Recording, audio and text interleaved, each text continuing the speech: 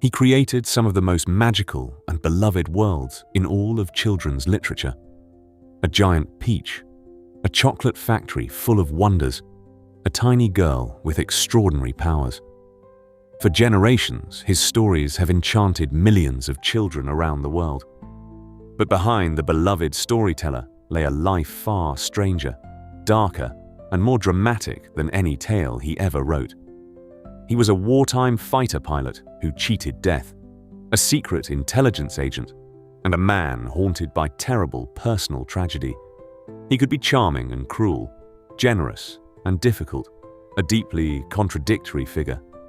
His name was Roald Dahl, and the real story of his life is every bit as astonishing as his fiction. This is the tale of the mischievous genius who taught the world that children deserve stories of their very own. Roald Dahl was born in 1916 in Wales to Norwegian parents who had settled in Britain. But his early childhood was shattered by tragedy. When Roald was just 3 years old, his beloved older sister died, and only weeks later, his grief-stricken father died too. His mother was left alone to raise her young children in a foreign land, yet she was a woman of immense strength and a spellbinding storyteller. By the fireside, she filled young Roald's imagination with the myths and magical trolls of her Norwegian homeland. Those enchanting tales lit a fire in the boy that would burn for the rest of his life. From sorrow and loss, his mother gave him the greatest gift of all, a deep and lasting love of stories. At 7 years old, Roald was sent away to harsh English boarding schools, and he hated them. The discipline was brutal, and cruel masters beat the boys savagely for the smallest mistakes. Young Roald was often miserable and homesick, far from the warmth of his mother's stories. But those grim years left a powerful mark on him.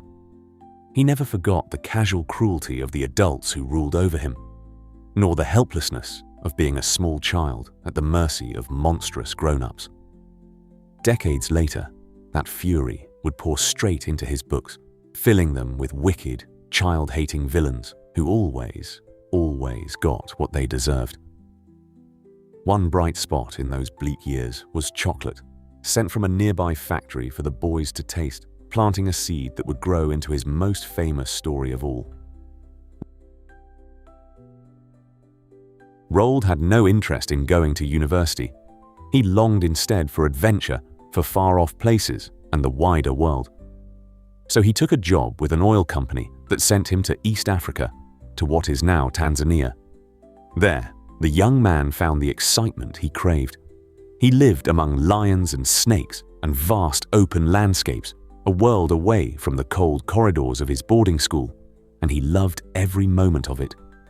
But the year was 1939, and the shadow of war was falling across the globe. When the Second World War finally erupted, Roald Dahl did not hesitate.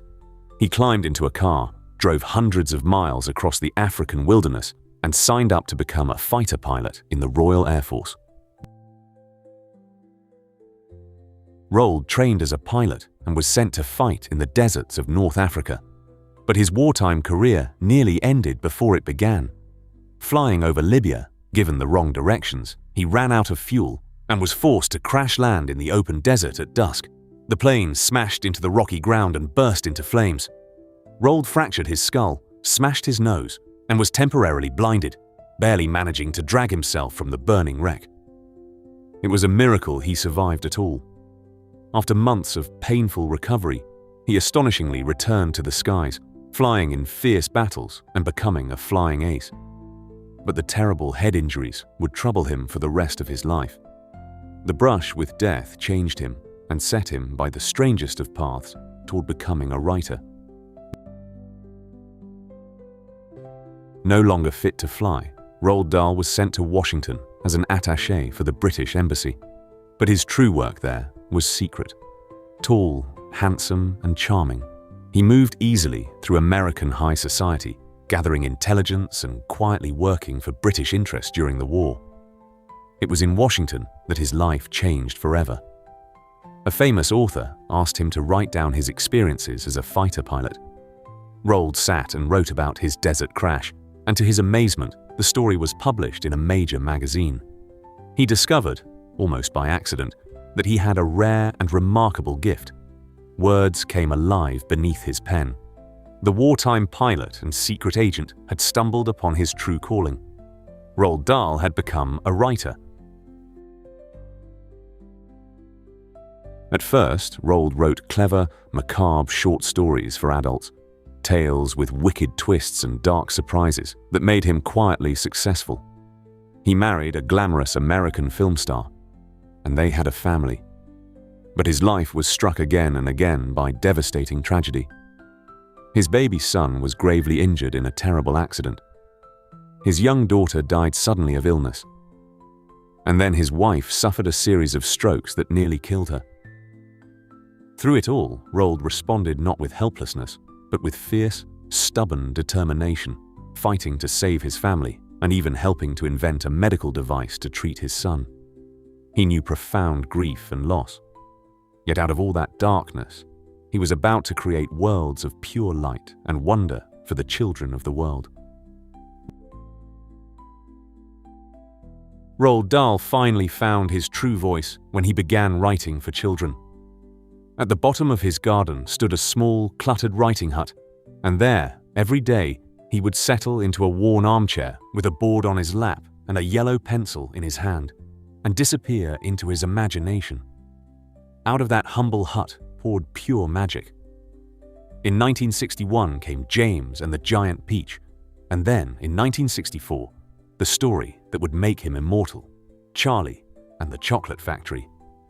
Children adored his books like no others, for Roald understood something most adults had forgotten. He remembered exactly what it felt like to be a child, the wonder, the fears, and the secret wish to outwit the cruel and foolish grown-ups who ruled their world. From his garden hut, story after beloved story flowed. The BFG, the witches, fantastic Mr. Fox, and the unforgettable Matilda, a small girl with a giant mind who triumphs over wicked adults. Roald Dahl became the most popular children's author in the world. His secret was that he was always, unmistakably, on the side of the child.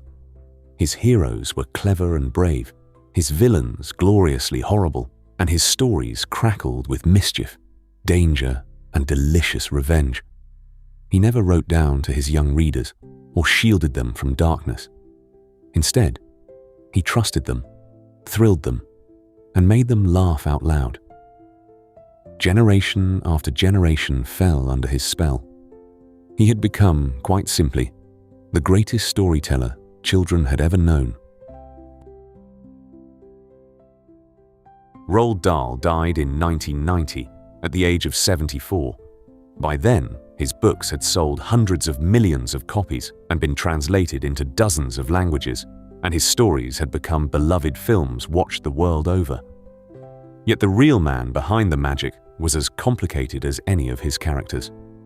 He could be warm and generous, but also difficult, sharp-tongued, and at times deeply troubling in his views. He was, like his own stories, a mixture of light and shadow. But for the millions of children who grew up inside his worlds, his gift was simple and pure. He gave them adventure, laughter, and the thrilling, unforgettable feeling that stories belong to them. And in doing so, Roald Dahl changed childhood itself, forever.